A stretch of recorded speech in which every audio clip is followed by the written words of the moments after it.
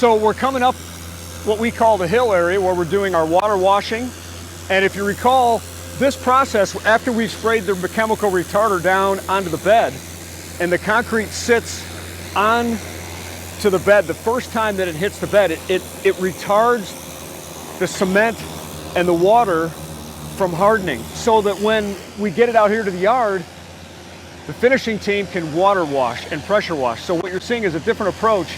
Instead of sandblasting or acid etching, it's a simple water wash. So we'll get a chance to talk to our operator here and find out what he thinks about it. Let's take a look. I'm here with Anthony. Hey Anthony, how are you, man? Good, how are you? All right, good to see you. Thanks for taking a few minutes. Tell us a little bit about the differences between water washing and what you're seeing in the finishes versus sandblasting or acid etching. Yeah, so sandblast, so you pretty much have a little more control over. So when you're sandblasting, if you hold the sandblaster in a certain spot, it's just gonna expose more rock. And when you're water washing, you can't really take it any deeper. So once we wash the retarder off, it's pretty much the same depth. Yeah. And when you're acid washing, the more acid you put on the wall, the more rock that's going to be exposed. So you've already washed this whole surface. Yep. It's interesting when you put your hand on it. It feels different than when it's been acid washed or sandblasted. Yeah, it feels like the rock. It's a little more rough. Yeah. So like the rocks are popping out a little more. So like we were saying, you know, when you sandblast, you actually kind of probably pop off that curved edge of the sand or the stone. Yep. So as sandblast, it feels a little smoother. Okay. Depending how deep you take the blast. So they use the retarder here, but not here. Exactly. And so when the product came out, before you hit this with the sprayer, it looked like this. Yep. Pretty much. Gotcha. Okay. So for our customers, that's a really good example of retarding the finish, where that green paint is on the bed, versus not retarding. So you come along here, you spray this doesn't come off, but when you hit this with the pressure washer, it washes right off. Exactly.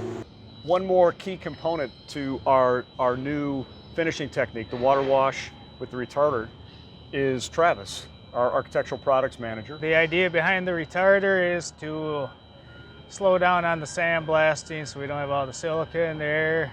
One of the things that we noticed in the finishing process was that the acid etch, maybe not as much, but certainly the sandblast is such an abrasive process. It'll actually cut the top of the aggregate, the sand or the stone. Whereas with the water wash, you don't. You get that. It maintains itself. So what does that do for the color and the reflectivity of the product? So up there right now, if we were to put a sandblast panel next to one of these water wash pieces, it'd be a lot lighter. This water wash is pretty much giving us the acid wash look. So the sandblast is going to lighten it up. Is that because you're exposing the inside of the sand and the stone a little bit? Right, you're dulling the sand and stone. You're dulling it. Yeah. Okay. Whereas with the water wash and the acid etch, it's not as abrasive. Therefore, you're getting the real true color of the outside of that aggregate. Yes. Thanks for joining us today.